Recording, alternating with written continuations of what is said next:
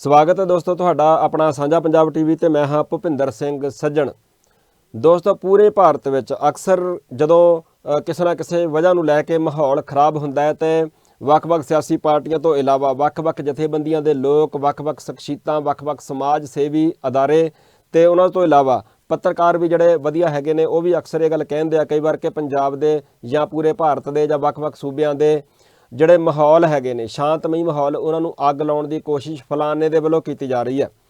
ਪਰ ਮੈਂ ਸਮਝਦਾ ਕਿ ਇਦਾਂ ਦੀ ਗੱਲ ਨਹੀਂ ਹੈਗੀ। ਇਸ ਗੱਲ ਨੂੰ ਇਦਾਂ ਕਿਹਾ ਜਾ ਸਕਦਾ ਹੈ ਕਿ ਅੱਗ ਤੇ ਪਹਿਲੇ ਲੱਗੀ ਹੋਈ ਹੈ, ਕੱਲੇ ਪੰਜਾਬ ਦੇ ਵਿੱਚ ਨਹੀਂ, ਕੱਲੇ ਵੱਖ-ਵੱਖ ਸੂਬਿਆਂ ਵਿੱਚ ਨਹੀਂ, ਪੂਰੇ ਭਾਰਤ ਵਿੱਚ ਜੋ ਹਾਲਾਤ ਬਣੇ ਹੋਏ ਆ, ਸਰਕਾਰ ਦੀਆਂ ਪਾਲਿਸੀਆਂ ਜੋ ਹੈਗੀਆਂ ਨੇ, RSS ਦੀ ਪਿੱਛੇ ਸਪੋਰਟ ਹੈਗੀ ਆ, BJP ਉਹਨਾਂ ਦੀ ਹੀ ਪਾਰਟੀ ਹੈ। ਸੋ ਆਪਾਂ ਸਾਰੇ ਜਾਣਦੇ ਹੈਗੇ ਆ ਕਿ ਮਾਹੌਲ ਤੇ ਪਹਿਲਾਂ ਹੀ ਖਰਾਬ ਹੈ, ਅੱਗ ਤੇ ਪਹਿਲੇ ਲੱਗੀ ਹੋਈ ਹੈ। ਹਾਂ, ਅੱਗ ਬਲਦੀ ਦੇ ਉੱਪਰ ਤੇਲ ਪਾਉਣ ਦਾ ਜ਼ਰੂਰ ਕਈ ਵਾਰੀ ਕੰਮ ਕਰਦਾ ਹੈਗਾ ਕੋਈ ਨਾ ਕੋਈ ਨਵੇਂ ਤੋਂ ਨਵਾਂ ਚਿਹਰਾ ਆ ਕੇ। ਹੁਣ ਜਿਹੜੀ ਤਾਜ਼ਾ ਗੱਲਬਾਤ ਹੈਗੀ ਆ ਉਹ ਮੈਂ ਤੁਹਾਨੂੰ ਦੱਸਦਾ। ਪਹਿਲਾਂ ਇੱਕ ਅਖਬਾਰ ਦੀ ਖਬਰ ਹੈ ਉਹ ਮੈਂ ਤੁਹਾਨੂੰ ਪੜ੍ਹ ਕੇ ਸੁਣਾ ਦਿੰਦਾ, ਉਸ ਤੋਂ ਬਾਅਦ ਫਿਰ ਆਪਾਂ ਦੋ ਚਾਰ ਗੱਲਾਂ ਬਾਤਾਂ ਕਰਦੇ ਹਾਂ। ਅਖਬਾਰ ਦੀ ਖਬਰ ਇਹ ਹੈ ਬਈ ਹਿੰਦੂ ਸੰਗਠਨ ਨੇ ਮੁਸਲਮਾਨਾਂ ਨੂੰ ਕਿਹਾ ਕਿ ਦੁਬਾਰਾ ਧਰਮ ਤਬਦੀਲੀ ਕਰੋ ਅਤੇ ਮੰਦਰਾਂ 'ਚ ਪੂਜਾ ਕਰੋ। ਕਿਉਂ ਕਿਹਾ ਭਲਾ ਉਹ ਮੈਂ ਤੁਹਾਨੂੰ ਥੋੜ੍ਹਾ ਜਿਹਾ ਦੱਸ ਦਿੰਦਾ ਪਹਿਲਾਂ ਖਬਰ ਸੁਣਾਉਣ ਤੋਂ ਪਹਿਲਾਂ। ਅਸਲ ਦੇ ਵਿੱਚ ਹਰਿਆਣੇ ਦੇ ਵਿੱਚ ਪੈਂਦਾ ਗੁਰੂਗ੍ਰਾਮ। ਉੱਥੇ ਕਈਆਂ ਨੂੰ ਪਤਾ ਹੈ, ਕਈਆਂ ਨੂੰ ਸ਼ਾਇਦ ਨਹੀਂ ਪਤਾ ਹੈਗਾ।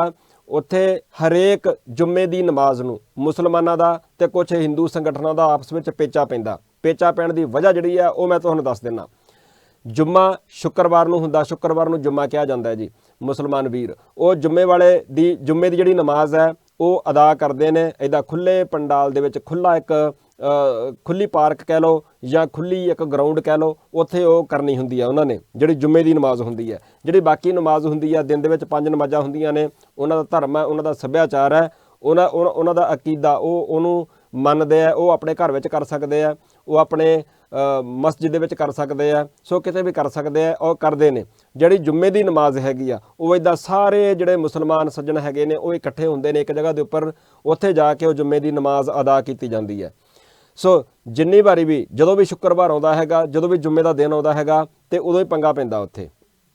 ਉੱਧਰ ਉਹ ਜੁੰਮੇ ਦੀ ਨਮਾਜ਼ ਅਦਾ ਕਰਨ ਲੱਗਦੇ ਨੇ ਤੇ ਦੂਏ ਬੰਨੇ ਵੱਖ-ਵੱਖ ਹਿੰਦੂ ਸੰਗਠਨਾਂ ਦੇ ਲੋਕ ਆ ਕੇ ਉੱਥੇ ਨਾਅਰੇਬਾਜ਼ੀ ਕਰਦੇ ਆ, ਉਹਨਾਂ ਦੇ ਖਿਲਾਫ ਬੋਲਦੇ ਆ, ਰੌਲਾ ਪਾਉਂਦੇ ਆ। ਰੌਲਾ ਇਸ ਕਰਕੇ ਪਾਇਆ ਜਾਂਦਾ ਕਿ ਉਹਨਾਂ ਦੀ ਇਸ ਨਮਾਜ਼ ਦੇ ਵਿੱਚ ਕਿਸੇ ਨਾ ਕਿਸੇ ਤਰੀਕੇ ਦੇ ਨਾਲ ਵਿਘਨ ਪਾਇਆ ਜਾ ਸਕੇ। ਜਿਹੜੇ ਹਰਿਆਣੇ ਦੇ ਮੁੱਖ ਮੰਤਰੀ ਆ ਉਹਨਾਂ ਵੱਲੋਂ ਵੀ ਪਿੱਛੇ ਜਿਹੇ ਗੱਲ ਆਖੀ ਗਈ। ਅਕਸਰ ਇਹ ਗੱਲ ਕਹਿੰਦੇ ਕਿ ਇਹ ਜਿਹੜੀ ਜੁੰਮੇ ਦੀ ਨਮਾਜ਼ ਹੈਗੀ ਆ ਉਹ ਉਹਨਾਂ ਨੂੰ ਇੱਥੇ ਨਹੀਂ ਕਰਨੀ ਚਾਹੀਦੀ, ਉਹ ਮਸਜਿਦ ਦੇ ਵਿੱਚ ਹੀ ਜਾ ਕੇ ਇਹ ਨਮਾਜ਼ ਅਦਾ ਕਰਨ। ਇਹ ਗੱਲ ਜਿਹੜੀ ਹੈਗੀ ਆ ਉਹਨਾਂ ਵੱਲੋਂ ਕਹੀ ਜਾਂਦੀ ਆ। ਇਹੀ ਪੰਗਾ ਹੁੰਦਾ ਉੱਥੇ, ਹਰੇਕ ਹਫ਼ਤੇ ਚੱਕਰ ਪੈਂਦਾ ਹੈਗਾ। ਮਸਲੇ ਦਾ ਹਾਲੇ ਤੱਕ ਕੋਈ ਹੱਲ ਪੱਕੇ ਤੌਰ ਦੇ ਉੱਪਰ ਹੋਇਆ ਨਹੀਂ ਹੈਗਾ। ਹਾਲਾਂਕਿ ਪਿੱਛੇ ਜਿਹੇ ਗੱਲ ਇਹ ਆਈ ਸੀਗੀ ਸਿੱਖ ਭਾਈਚਾਰੇ ਦੇ ਲੋਕ, ਉਹਨਾਂ ਵੱਲੋਂ ਆਖਿਆ ਗਿਆ ਕਿ ਕੋਈ ਗੱਲ ਨਹੀਂ, ਜੇ ਤੁਹਾਡੇ ਨਾਲ ਇਹ ਵਧੀਕੀ ਕਰਦੇ ਆ, ਧੱਕਾ ਕਰਦੇ ਆ ਤੇ ਅਸੀਂ ਆਪਣੇ ਧਾਰਮਿਕ ਸਥਾਨ ਦਾ ਦਰਵਾਜ਼ਾ ਤੁਹਾਡੇ ਵਾਸਤੇ ਖੋਲ੍ਹ ਸਕਦੇ ਹਾਂ। ਇਸ ਤੋਂ ਇਲਾਵਾ ਇੱਦਾਂ ਦੀ ਵੀ ਖਬਰਾਂ ਉੱਡੀਆਂ ਸੀਗੀਆਂ ਕਿ ਕੁਝ ਹਿੰਦੂ ਭਾਈ ਜਿਹੜੇ ਹੈਗੇ ਨੇ ਪਰਿਵਾਰ, ਉਹਨਾਂ ਨੇ ਵੀ ਦਰਵਾਜ਼ੇ ਖੋਲ੍ਹਤੇ ਸੀ। ਉਹ ਕਹਿੰਦੇ ਕਿ ਸਾਡੇ ਬੂਹੇ ਵੀ ਖੁੱਲ੍ਹੇ ਨੇ ਤੇ ਜੇ ਕੁਝ ਕੱਟੜਪੰਥੀ ਜਿਹੜੇ ਹਿੰਦੂ ਹੈਗੇ ਨੇ ਜਿਹੜੇ ਬਿਨਾਂ ਵਜ੍ਹਾ ਰੌਲਾ ਪਾਉਂਦੇ ਆ, ਮਾਹੌਲ ਨੂੰ ਖਰਾਬ ਕਰਦੇ ਆ, ਵੀ ਜੇ ਉਹ ਤੁਹਾਡੀ ਨਮਾਜ਼ ਦੇ ਵਿੱਚ ਵਿਘਨ ਪਾਉਂਦੇ ਆ ਤੇ ਤੁਸੀਂ ਸਾਡੇ ਦਰਵਾਜ਼ੇ ਖੁੱਲ੍ਹੇ ਆ, ਤੁਸੀਂ ਸਾਡੇ ਇੱਥੇ ਆ ਕੇ ਕਰ ਸਕਦੇ ਹੋ। ਪਰ ਮੁਸਲਮਾਨ ਵੀਰਾਂ ਦਾ ਕਹਿਣਾ ਕਿ ਜਿਹੜੀ ਇਹ ਜੁੰਮੇ ਦੀ ਨਮਾਜ਼ ਹੁੰਦੀ ਹੈ ਇਹ ਇੱਦਾਂ ਖੁੱਲ੍ਹੇ ਸਾਰੇ ਇਕੱਠੇ ਹੋ ਕੇ ਕਰਦੇ ਆ ਵੀ ਅਸੀਂ ਕਿਸੇ ਦੇ ਘਰ ਨਹੀਂ ਕਰ ਸਕਦੇ। ਸੋ ਹੁਣ ਇਸ ਗੱਲ ਨੂੰ ਲੈ ਕੇ ਬਹੁਤ ਹੀ ਜ਼ਿਆਦਾ ਰੌਲਾ ਪੈਂਦਾ। ਹੁਣ ਜਿਹੜੀ ਤਾਜ਼ਾ ਗੱਲਬਾਤ ਹੈਗੀ ਆ ਉਹ ਮੈਂ ਤੁਹਾਨੂੰ ਦੱਸ ਦਿੰਦਾ ਵੀ ਹਿੰਦੂ ਸੰਗਠਨ ਨੇ ਇਹਦਾ ਹੱਲ ਕੀ ਕੱਢਿਆ ਹੈਗਾ। ਗੱਲ ਤਾਂ ਇਹ ਆ ਵੀ ਮਸਲੇ ਦਾ ਹੱਲ ਨਿਕਲਣਾ ਚਾਹੀਦਾ ਹੈਗਾ। ਹੁਣ ਉਹਨਾਂ ਨੂੰ ਤਾਂ ਕਹਿੰਦੇ ਕਿ ਤੁਹਾਨੂੰ ਇੱਥੇ ਖੁੱਲ੍ਹੇਆਮ ਨਹੀਂ ਅਦਾ ਕਰਨ ਦੇਣੀ ਇਹ ਨਮਾਜ਼।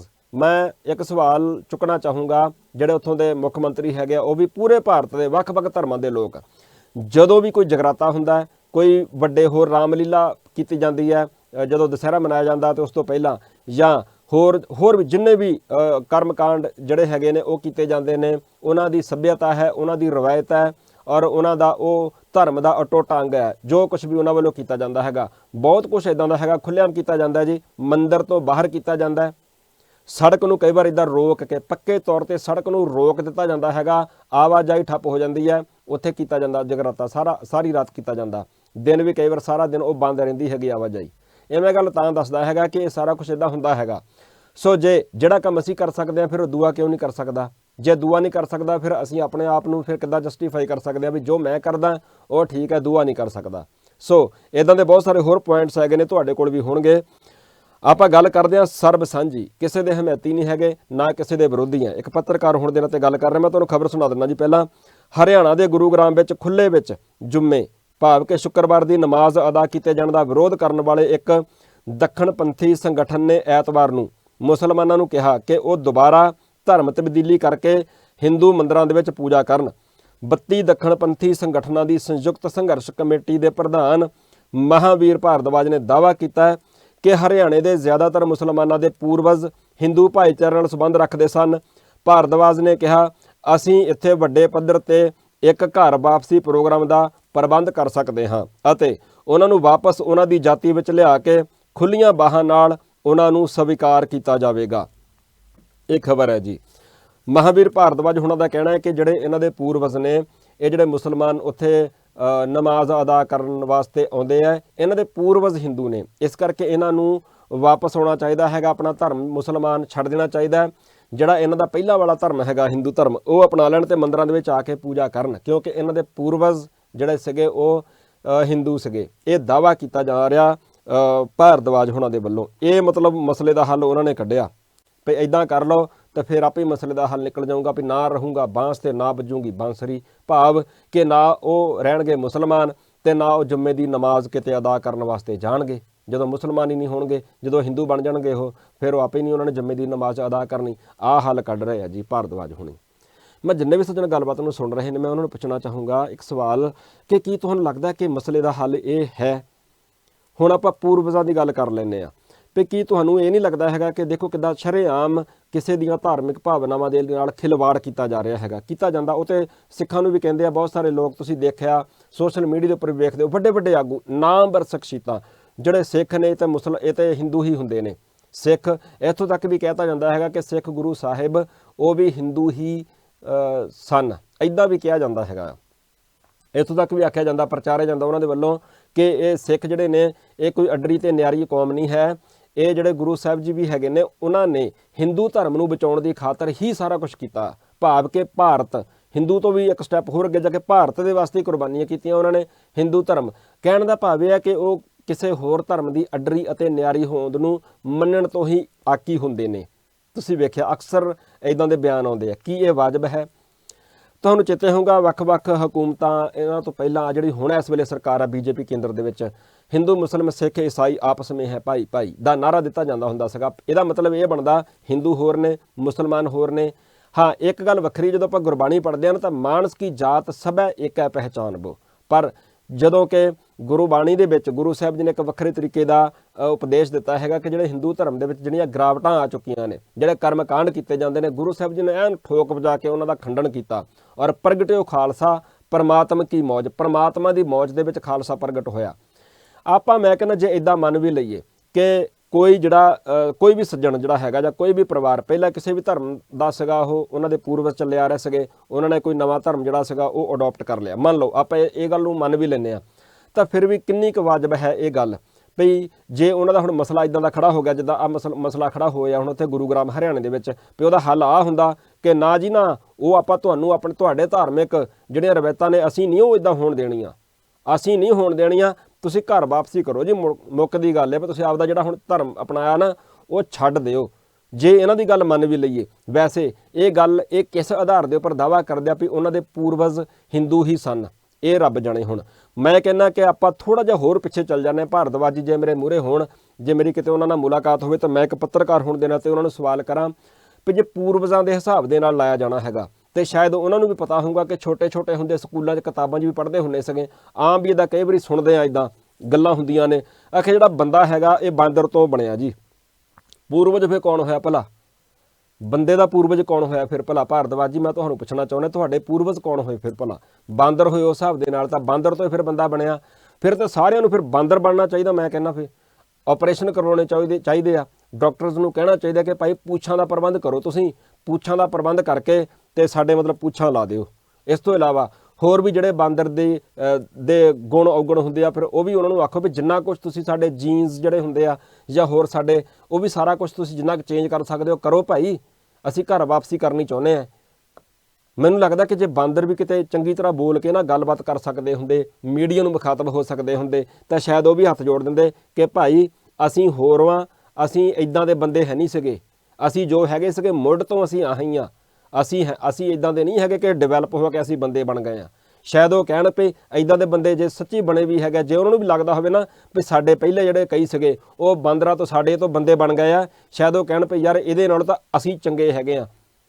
ਫਿਰ ਇੱਕ ਗੱਲ, ਜੇ ਇਦਾਂ ਹੋਵੇ ਮੰਨ ਲਓ ਬਾਂਦਰ ਤੋਂ ਬੰਦੇ ਬਣੇ ਆ ਤਾਂ ਹੁਣ ਕਾਹਤੋਂ ਨਹੀਂ ਬਣਦੇ ਭਲਾ? ਹੁਣ ਜਿਹੜੇ ਬਾਂਦਰ ਉਹ ਬਾਂਦਰ ਹੀ ਆ, ਜਿਹੜੇ ਬੰਦੇ ਆ ਉਹ ਬੰਦੇ ਹੀ ਆ। ਹੁਣ ਇਦਾਂ ਕਿਉਂ ਆ ਭਲਾ? ਹੁਣ ਕਿਉਂ ਨਹੀਂ ਬਾਂਦਰ ਤੋਂ ਬੰਦਾ ਬਣ ਰਿਹਾ ਭਲਾ ਜੀ? ਇਹ ਵੀ ਇੱਕ ਸਵਾਲ ਹੈਗਾ। ਖੈਰ ਆਪਣਾ ਸਵਾਲ ਇਹ ਨਹੀਂ ਹੈਗਾ, ਆਪਾਂ ਤਾਂ ਗੱਲ ਇਹ ਕਰ ਰਹੇ ਹਾਂ ਪੂਰਵਜ ਕੌਣ ਨੇ ਭਲਾ? ਫਿਰ ਜਿਹੜੇ ਪੂਰਵਜ ਪਿੱਛੇ ਤੋਂ ਪਿੱਛੇ ਚੱਲ ਜਾਓ, ਫਿਰ ਤਾਂ ਜੋ ਹੈਗੇ ਸੀਗੇ ਫਿਰ ਉਹ ਬਣਦੀ ਉਹੀ ਬਣ ਜਾਓ। ਫਿਰ ਪਹਿਲਾਂ ਫਿਰ ਕੱਪੜੇ ਵੀ ਨਹੀਂ ਪਾਉਂਦੇ ਹੁੰਦੇ ਸੀ ਭਾਰਤਵਾਜੀ ਲੋਕੀ। ਪਹਿਲਾਂ ਪੂਰਵਜ ਜਿਹੜੇ ਸੀਗੇ ਉਹ ਤਾਂ ਫਿਰ ਪੱਤੇ ਬੰਨ੍ਹਦੇ ਹੁੰਦੇ ਸੀਗੇ, ਇੱਦਾਂ ਪੱਤਿਆਂ ਤੋਂ ਪਹਿਲਾਂ ਮੈਨੂੰ ਲੱਗਦਾ ਸ਼ਾਇਦ ਨੰਗੇ ਹੀ ਰਹਿੰਦੇ ਸੀਗੇ। ਫਿਰ ਹੁਣ ਕਹਿ ਸਕਦੇ ਆ ਭਾਰਤਵਾਜੀ ਕਿ ਸਾਡੇ ਬਹੁਤ ਸਾਰੇ ਫਿਰਕੇ ਇੱਦਾਂ ਦੇ ਹੈਗੇ, ਨਾਗੇ ਸਾਧੂ ਜਿਹੜੇ ਨੰਗੇ ਹੀ ਘੁੰਮਦੇ ਹੈਗੇ ਆ। ਕਹਿ ਸਕਦੇ ਇੱਥੇ ਕੋਈ ਪਤਾ ਨਹੀਂ ਹੈਗਾ ਕਿਹਨੇ ਕੀ ਜਵਾਬ ਦੇਣਾ ਅੱਗੋਂ। ਉਹ ਕਹਿ ਸਕਦੇ ਆ ਵੀ ਸੜਕ ਅਸੀਂ ਦੇਖ ਸਕਦੇ ਹੋ, ਤੁਸੀਂ ਆ ਕੇ ਸਾਡੇ ਇੱਧਰ ਵੇਖ ਲਓ, ਆ ਕੇ ਨੰਗੇ ਤੁਰੇ ਫਿਰਦੇ ਆ। ਔਰ ਬੀਬੀਆਂ ਉਹ ਮਤਲਬ ਇੱਦਾਂ ਹੱਥ ਟੱਚ ਕਰਕੇ ਇੱਦਾਂ ਤੇ ਉਹ ਇੱਦਾਂ ਮੱਥੇ ਵੀ ਟੇਕਦੀਆਂ ਨੇ। ਵੀਡੀਓਜ਼ ਵਾਇਰਲ ਹੁੰਦੀਆਂ ਨੇ ਇਸ ਧਰਤੀ ਦੇ ਉੱਪਰ, ਭਾਰਤ ਵਿੱਚ ਵੇਖਿਆ ਜਾ ਸਕਦਾ ਸਾਰਾ ਕੁਝ। ਮੈਂ ਇਸ ਕਿਸਮ ਦੀਆਂ ਗੱਲਾਂ ਕਰਕੇ ਉਹਨਾਂ ਦੀਆਂ ਧਾਰਮਿਕ ਭਾਵਨਾਵਾਂ ਨੂੰ ਠੇਸ ਨਹੀਂ ਪਹੁੰਚਾ ਰਿਹਾ। ਜਿਹੜੇ ਮੈਂ ਇਸ ਕਰਕੇ ਇਹ ਗੱਲ ਜ਼ਰੂਰ ਕਰ ਰਿਹਾ ਹੈਗਾ ਕਿ ਤੁਹਾਨੂੰ ਤੁਹਾਡਾ ਧਰਮ ਮੁਬਾਰਕ ਹੈ। ਤੁਸੀਂ ਕਿਸੇ ਨੂੰ ਇਹ ਗੱਲ ਕਿਉਂ ਕਹਿੰਦੇ ਹੋ? ਤੁਸੀਂ ਵੀ ਇੱਦਾਂ ਖੁਸ਼ੀ ਜ਼ਾਹਰ ਕਰੋ ਨਾ ਕਿ ਦੂਜੇ ਦਾ ਧਰਮ ਦੂਜੇ ਨੂੰ ਮੁਬਾਰਕ। ਤੁਸੀਂ ਇਹ ਕਿਉਂ ਕਹਿੰਦੇ ਹੈਗੇ ਆ ਕਿ ਉਹ ਆਪਣਾ ਧਰਮ ਛੱਡ ਕੇ ਇੱਧਰ ਆ ਜਾਣ? ਉਹਨਾਂ ਦਾ ਕੋਈ ਮਸਲਾ ਹੈਗਾ ਆ, ਮੰਨ ਲਓ ਜਿਹੜਾ ਮਸਲਾ ਹੈਗਾ, ਤੁਸੀਂ ਮਸਲੇ ਦੀ ਗੱਲ ਕਰੋ ਵੀ ਮਸਲੇ ਦਾ ਹੱਲ ਕੀ ਕਰਨਾ ਹੈਗਾ ਤੇ ਕਿੱਦਾਂ ਹੋ ਸਕਦਾ ਹੈਗਾ। ਆਹ ਮਸਲੇ ਦਾ ਕੋਈ ਹੱਲ ਥੋੜ੍ਹੀ ਹੈ, ਆਹ ਥੋੜ੍ਹੀ ਕੋਈ ਮਸਲੇ ਦਾ ਹੱਲ ਹੈ ਬਈ ਤੂੰ ਭਈ ਇਹ ਨਹੀਂ ਮਸਲਾ ਹੱਲ ਹੋਣਾ, ਬਈ ਆਹੀ ਤੁਹਾਨੂੰ ਇੱਦਾਂ ਨਹੀਂ ਕਰਨ ਦੇਣੀ, ਤੁਸੀਂ ਇੱਦਾਂ ਕਰੋ, ਤੁਸੀਂ ਛੱਡ ਕੇ ਤੇ ਇੱਥੇ ਨੂੰ ਆਓ ਇੱਦਾਂ। ਫਿਰ ਇਹਨਾਂ ਦੇ ਕੋਲ ਇਸ ਗੱਲ ਦਾ ਕੀ ਆਧਾਰ ਹੈ ਜਿਹੜਾ ਉਹ ਕਹਿੰਦੇ ਆ ਕਿ ਦਾਅਵਾ ਕਰ ਰਹੇ ਆ ਵੀ ਇਹਨਾਂ ਦੇ ਪੂਰਵਜ ਪਹਿਲਾਂ ਹਿੰਦੂ ਹੀ ਸੀਗੇ? ਇਸ ਗੱਲ ਦਾ ਕੋਈ ਠੋਸ ਆਧਾਰ ਨਹੀਂ ਹੈਗਾ। ਜੇ ਹੋਵੇ ਵੀ ਤਾਂ ਉਹਦਾ ਜਵਾਬ ਇਹ ਹੈ ਕਿ ਉਹਨਾਂ ਨੇ ਆਪਣਾ ਜਿਹੜਾ ਧਰਮ ਸੀਗਾ ਉਹ ਕਰ ਲਿਆ, ਜੋ ਕੁਝ ਵੀ ਹੈਗਾ ਉਹ ਉਹਨਾਂ ਨੂੰ ਮੁਬਾਰਕ ਹੈ। ਉਹਨਾਂ ਨੂੰ ਤੁਸੀਂ ਇੱਦਾਂ ਸ਼ਰੇਆਮ ਇੱਦਾਂ ਦੀਆਂ ਗੱਲਾਂ ਕਰਕੇ ਮੈਨੂੰ ਲੱਗਦਾ ਕਿ ਤੁਸੀਂ ਉਹਨਾਂ ਦੀਆਂ ਧਾਰਮਿਕ ਭਾਵਨਾਵਾਂ ਦੇ ਨਾਲ ਖਿਲਵਾੜ ਕਰਦੇ ਹੋ। ਕੀ ਮੁਕੱਦਮਾ ਨਹੀਂ ਦਰਜ ਹੋਣਾ ਚਾਹੀਦਾ ਉਹਨਾਂ ਦੇ ਉੱਪਰ? ਇਹ ਇੱਕ ਸਵਾਲ ਹੈ, ਕਿਉਂਕਿ ਪਹਿਲਾਂ ਬਹੁਤ ਕੁਝ ਸੀਗਾ। ਪਹਿਲਾਂ ਲੋਕੀ ਪੜ੍ਹਦੇ ਹੀ ਨਹੀਂ ਹੁੰਦੇ ਸੀਗੇ, ਪਹਿਲਾਂ ਲੋਕੀ ਕੱਚੇ ਮਕਾਨਾਂ ਵਿੱਚ ਰਹਿੰਦੇ ਹੁੰਦੇ ਸੀਗੇ ਭਾਰਤਵਾਜ ਜੀ। ਫਿਰ ਉਹ ਸਾਰੇ ਪੂਰਵਜ ਜਿੱਦਾਂ ਸੀਗੇ ਉੱਦਾਂ ਦੇ ਬਣ ਜਾਣ। ਫਿਰ ਉਹ ਜਿਹਨੂੰ ਜਿੱਦਾਂ ਠੀਕ ਲੱਗਾ ਫਿਰ ਉਹ ਉੱਦਾਂ ਹੋ ਗਿਆ ਨਾ। ਉਹ ਹੱਲ ਨਹੀਂ ਕੋਈ ਹੈਗਾ। ਇਹਦਾ ਹੱਲ ਪੱਕੇ ਤੌਰ ਦੇ ਉੱਪਰ ਸਦੀਵੀ ਦੇ ਤੌਰ ਦੇ ਉੱਪਰ ਗੁਰੂ ਗ੍ਰੰਥ ਜਿਹੜਾ ਹਰੇਕ ਜੁੰਮੇ ਦੀ ਨਮਾਜ਼ ਦੇ ਉੱਪਰ ਜਿਹੜਾ ਰੌਲਾ ਪੈਂਦਾ ਹੈਗਾ, ਉਹਦਾ ਪੱਕੇ ਤੌਰ ਦੇ ਢੁਕਵਾਂ ਜਿਹੜਾ ਹੱਲ ਹੈਗਾ ਉਹ ਕੱਢਣਾ ਚਾਹੀਦਾ ਹੈਗਾ, ਨਾ ਕਿ ਇਸ ਕਿਸਮ ਦੀਆਂ ਗੱਲਾਂ ਕਰਨੀਆਂ ਚਾਹੀਦੀਆਂ ਨੇ। ਜਿੰਨੇ ਵੀ ਸੱਜਣ ਗੱਲਬਾਤ ਨੂੰ ਸੁਣ ਰਹੇ ਨੇ ਜ਼ਰੂਰ ਕਮੈਂਟ ਕਰਕੇ ਇੱਕ ਸਵਾਲ ਦਾ ਜਵਾਬ ਦੇਣ ਦੀ ਕੋਸ਼ਿਸ਼ ਕਰਿਓ। ਤੁਹਾਨੂੰ ਕੀ ਲੱਗਦਾ ਹੈਗਾ ਕਿ ਇਸ ਕਿਸਮ ਦੇ ਲੋਕ ਇਸ ਕਿਸਮ ਦੀਆਂ ਗੱਲਾਂ ਕਿਉਂ ਕਰਦੇ ਨੇ? ਕੀ ਕਿਤੇ ਇਹ ਉਹੀ ਗੱਲ ਤਾਂ ਨਹੀਂ ਹੈਗੀ ਵੀ ਇਹਨਾਂ ਦੇ ਪਿੱਛੇ ਕਿਹੜੀਆਂ ਤਾਕਤਾਂ ਨੇ, ਕੌਣ ਲੋਕ ਨੇ? ਕੀ ਉਹੀ ਤਾਂ ਨਹੀਂ ਹੈਗੇ ਜਿਹੜੇ ਕਹਿੰਦੇ ਕਿ ਇੱਕ ਰਾਸ਼ਟਰ, ਇੱਕ ਭਾਸ਼ਾ, ਇੱਕ ਝੰਡਾ, ਹਿੰਦੀ ਔਰ ਹਿੰਦੁਸਤਾਨ? ਕੀ ਕਿਸੇ ਹੋਰ ਨੂੰ ਦੇਖਣਾ ਹੀ ਨਹੀਂ ਮੰਗਦੇ? ਕੀ ਕਿਤੇ ਉਹੀ ਲੋਕ ਤਾਂ ਨਹੀਂ ਹੈਗੇ? ਇਹਨਾਂ ਦੇ ਪਿੱਛੇ ਸਪੋਰਟ ਉਹਨਾਂ ਲੋਕਾਂ ਦੀ ਹੀ ਤਾਂ ਨਹੀਂ ਹੈਗੀ ਜਿਹੜੇ ਇਹਨਾਂ ਨੂੰ ਕਹਿੰਦੇ ਆ ਕਿ ਤੁਸੀਂ ਮੋਹਰੇ ਹੋ ਕੇ ਆਹ ਗੱਲ ਆਖੋ ਵੀ ਮਸਲਾ ਹੱਲ ਨਹੀਂ ਕਰਨਾ ਹੈਗਾ, ਆਪਾਂ ਗੱਲ ਕਰਨੀ ਤਾਂ ਆਹ ਕਰਨੀ ਆ ਵੀ ਸਾਨੂੰ ਆਹ ਚੰਗਾ ਲੱਗਦਾ। ਜੇ ਕੋਈ ਅੜਦਾ ਆ ਤਾਂ ਉਹਨੂੰ ਕਹੋ ਫਿਰ ਤੁਹਾਡੇ ਹੋਰ ਬੜੇ ਮੁਲਕ ਤੁਸੀਂ ਉੱਥੇ ਚੱਲ ਜਾਓ, ਛੱਡ ਕੇ ਭਾਰਤ ਛੱਡ ਕੇ ਤੁਸੀਂ ਪਾਕਿਸਤਾਨ ਚਲੇ ਜਾਓ। ਫਿਰ ਇੱਦਾਂ ਦੀਆਂ ਗੱਲਾਂ ਕੀਤੀਆਂ ਜਾਂਦੀਆਂ ਨੇ। ਇਕੱਲੇ ਮੁਸਲਮਾਨਾਂ ਨਾਲ ਹੀ ਨਹੀਂ, ਮੈਂ ਇੱਕ ਬੇਨਤੀ ਕਰਨੀ ਚਾਹੂੰਗਾ, ਜੇ ਅੱਜ ਮੁਸਲਮਾਨਾਂ ਨਾਲ ਹੁੰਦਾ ਹੈ, ਪਹਿਲਾਂ ਸਿੱਖਾਂ ਨਾਲ ਹੋ ਹਟਿਆ, ਈਸਾਈਆਂ ਦੇ ਨਾਲ ਵੀ ਇੱਥੇ ਹੋ ਹਟਿਆ। ਮਤ ਸੋਚੋ ਕਿ ਅੱਜ ਉਹਦੇ ਨਾਲ ਹੁੰਦਾ ਹੈ ਤੇ ਸਾਡੇ ਨਾਲ ਨਹੀਂ ਹੁੰਦਾ। ਇੱਕ ਦੂਜੇ ਦੇ ਮੋਢੇ ਦੇ ਨਾਲ ਮੋਢੇ ਲਾ ਕੇ ਖੜੇ ਹੋਣ ਦੀ ਜ਼ਰੂਰਤ ਹੈ। ਖਾਸ ਕਰਕੇ ਹਿੰਦੂ ਭਾਈਚਾਰੇ ਦੇ ਲੋਕ ਜਿਹੜੇ ਪੂਰੇ ਭਾਰਤ ਵਿੱਚ ਰਹਿੰਦੇ ਆ, ਬਹੁਤ ਚੰਗੇ ਹੈਗੇ ਆ। ਉਹਨਾਂ ਨੂੰ ਵੀ ਸਾਹਮਣੇ ਆਉਣਾ ਚਾਹੀਦਾ ਹੈਗਾ ਔਰ ਉਹਨਾਂ ਨੂੰ ਵੀ ਦੂਜੇ ਧਰਮ ਦੇ ਲੋਕਾਂ ਦੇ ਨਾਲ ਜੇ ਕੋਈ ਵਧੀਕੀ ਕਰਦਾ, ਭਾਵੇਂ ਆਪਣੇ ਧਰਮ ਦਾ ਕੋਈ ਕਰਦਾ ਹੋਵੇ, ਉੱਥੇ ਡਟ ਕੇ ਉਹਨਾਂ ਨੂੰ ਖੜਨਾ ਚਾਹੀਦਾ। ਪੋਸਟਾਂ ਪਾ ਕੇ ਵਿਰੋਧ ਕਰਨਾ ਚਾਹੀਦਾ, ਬਿਆਨਬਾਜ਼ੀ ਕਰਕੇ ਵਿਰੋਧ ਕਰਨਾ ਚਾਹੀਦਾ ਔਰ ਉਹਨਾਂ ਦੇ ਮੋਢੇ ਨਾਲ ਮੋਢਾ ਲਾ ਕੇ ਖੜੇ ਹੋਣਾ ਚਾਹੀਦਾ ਹੈਗਾ। ਤਾਂ ਹੱਲ ਹੋਣਾ ਮਸਲਿਆਂ ਦਾ। ਆਹ ਕੋਈ ਹੱਲ ਨਹੀਂ ਹੈਗਾ ਕਿ ਇੱਦਾਂ ਕਰ ਲਓ ਜੀ ਤੁਹਾਡੀ ਘਰ ਵਾਪਸੀ ਦਾ ਕੋਈ ਵੱਡਾ ਜਿਹਾ ਇੱਕ ਪ੍ਰੋਗਰਾਮ ਆਯੋਜਨ ਕਰਦੇ ਆ ਤੇ ਤੁਸੀਂ ਆਪਣਾ ਧਰਮ ਤਿਆਗ ਕੇ ਤੇ ਤੁਸੀਂ ਹਿੰਦੂ ਬਣ ਜਾਓ ਤੇ ਮੰਦਰਾਂ ਵਿੱਚ ਆ ਕੇ ਪੂਜਾ ਕਰੋ। ਇਹ ਮਸਲੇ ਦਾ ਹੱਲ ਨਹੀਂ ਹੈ। ਇਹ ਮੈਨੂੰ ਲੱਗਦਾ ਕਿ ਸਾਰਾ ਕੁਝ ਉਹੀ ਹੈ ਜਿੱਥੋਂ ਗੱਲ ਸ਼ੁਰੂ ਕੀਤੀ ਸੀਗੀ। ਅੱਗ ਪਹਿਲੇ ਲੱਗੀ ਹੋਈ ਹੈ, ਪਹਿਲਾਂ ਤੋਂ ਹੀ ਲੱਗੀ ਹੋਈ ਅੱਗ ਦੇ ਵਿੱਚ ਤੇਲ ਪਾਉਣ ਦਾ ਕੰਮ ਇਹਨਾਂ ਲੋਕਾਂ ਵੱਲੋਂ ਕੀਤਾ ਜਾ ਰਿਹਾ, ਜਿਹੜਾ ਕਿ ਨਹੀਂ ਹੋਣਾ ਚਾਹੀਦਾ। ਬਹੁਤ ਬਹੁਤ ਧੰਨਵਾਦ।